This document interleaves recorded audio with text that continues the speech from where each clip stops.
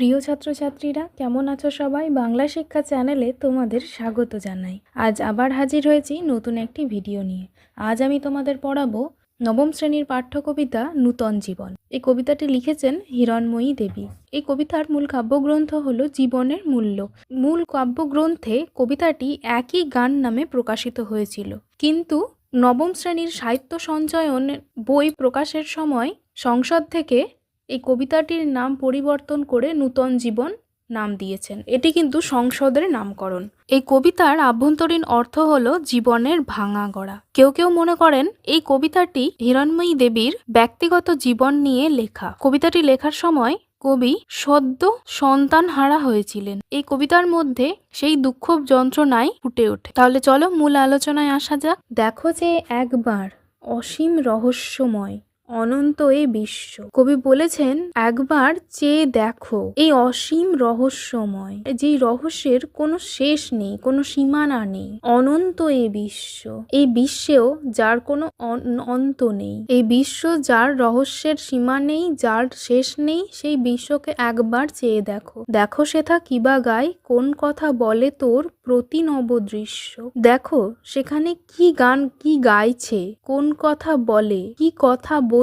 প্রতি নবদৃশ্য, প্রতিটি নতুন দৃশ্য কি বলছে, কি গাইছে। তারপরে যে এখানে 3টে ডট আছে, এখানে কবিতার 8টি লাইন বাদ দেওয়া হয়েছে। এখানে মনে করা হয় কবি যে সদ্য সন্তান হারা হয়েছিলেন, সেই দুঃখ যন্ত্রণায় এই 8টি লাইনের মধ্যে প্রকাশিত হয়েছে। এখানে সংসদ থেকে 8টি লাইন বাদ দেওয়া হয়েছে। তাহলে চলো পরের লাইনে যাই। প্রতিদিন ফুল ফোটে, প্রতিদিন ঝরে তারা, ফোটে নব ফুল। কবি বলছেন প্রকৃতির নিয়মে প্রত্যেক দিন ফুল ফোটে, আবার প্রতিদিন ঝরে তারা, মানে সেই ফুলগুলো প্রত্যেক দিনই কিন্তু ঝরে যায়। ফোটে নব ফুল, ওই যে ফোটা ফুলগুলো যে ঝরে যায় তারপরে কি আর ফুল ফোটে না? তারপরেও কিন্তু আবার নতুন ফুল ফোটে। কবি এখানে বোঝাতে চাইছেন একটি ফুল যখন ঝরে যায় তখন আবার পরের দিন নতুন ফুল ফোটে। ওই ফুল ঝরে গেছে বলে সেই শোক পালন কিন্তু গাছ করে না, গাছ আবার পরের দিন নতুন ফুল ফোটায়। রবি অস্তা চলে যায়, নূতন তপন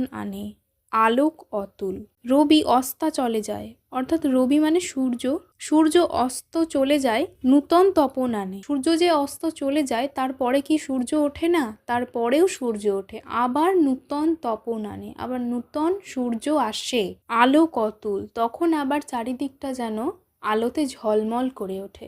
একদিন যখন সূর্য অস্ত যায় তখন চারিদিকটা যেমন অন্ধকারে ঢেকে যায়, পরের দিন যখন আবার নতুন সূর্য ওঠে তখন কিন্তু চারিদিক আবার আলোয় ঝলমল করে ওঠে। একটি বিহঙ্গ গীত চিরতরে থেমে যায়, শত পাখি গায়। কবি বলেছেন একটি পাখির গান যখন চিরতরে থেমে যায়, অর্থাৎ সে কোনো পাখির যদি মৃত্যু হয় তাহলে কি হয়? আবার শত পাখি গায়, আবার 100টা বা শত শত পাখি আবার গান করে ওঠে। একটি বিহঙ্গ মানে একটি পাখি যদি মারা যায় তাহলে কি সমস্ত পাখিরা তার গান বন্ধ করে দিয়ে শোক পালন করে? তা তো করে না। একটি পাখি যখন মারা যায় তখন সেই পাখির যন্ত্রণা ভুলে গিয়ে বাকি সমস্ত প্রকৃতির সমস্ত পাখি কিন্তু আবার পরের দিন নতুন ভোর হলে আবার কিন্তু গান করে, তারা থেমে থাকে না। একটি বসন্ত যায়, আবার দক্ষিণে ছুটে বসন্ত বাই। এখানে ঋতুচক্রের কথা বোঝানো হয়েছে। পশ্চিমবঙ্গের 6টি ঋতু, যা একটি ঋতু পার হলে আর একটি ঋতু চলে আসে। পরপর 6টি ঋতুই পার হয়ে যায়, তখন কিন্তু আবার সেই নতুন ঋতু ফিরে আসে। কবি বলেছেন একটি বসন্ত যায়, একবার যখন বসন্তকাল চলে যায় আবার দক্ষিণে ছুটে বসন্ত বাই। তারপরে আবার যেন দক্ষিণা বাতাস বয়ে বসন্ত নিয়ে আসে। একটি বসন্ত চলে গেছে বলে কি বাকি ঋতু শোক পালন করে বা মানুষ কি শোক পালন করে?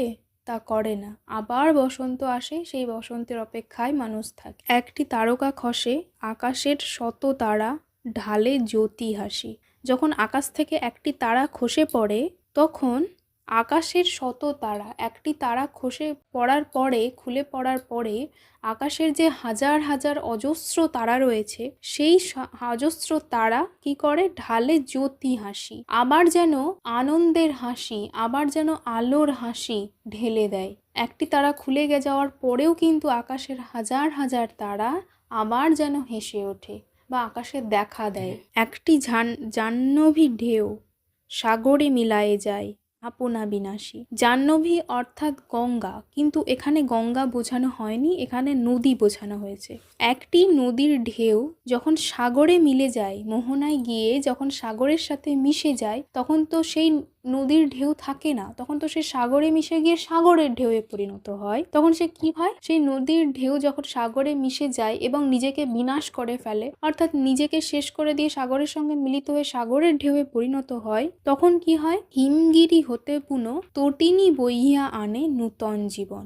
আবারও হিমগিরি অর্থাৎ পর্বতের চূড়া, পর্বতের চূড়া থেকে আবারও তটিনী বইয়া আনে। তটিনী অর্থাৎ নদী, আবার নদী বয়ে এসে কি বয়ে আনে কি নূতন জীবন। নদী যখন সাগরে মিলে যায়, তার নিজের ঢেউ বা নিজের অস্তিত্ব বিনাশ হয়ে যায় সাগরে মিলে যাওয়ার পরে, তাই বলে কি নদীটা সেখানেই থেমে গিয়েছে? তা থামেনি।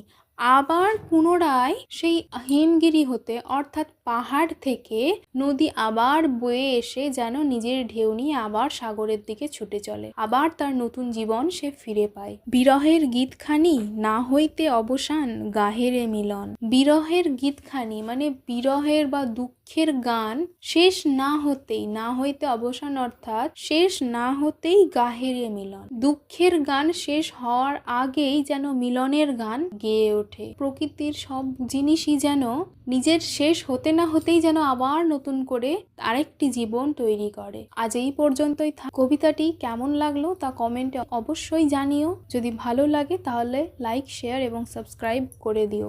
ধন্যবাদ।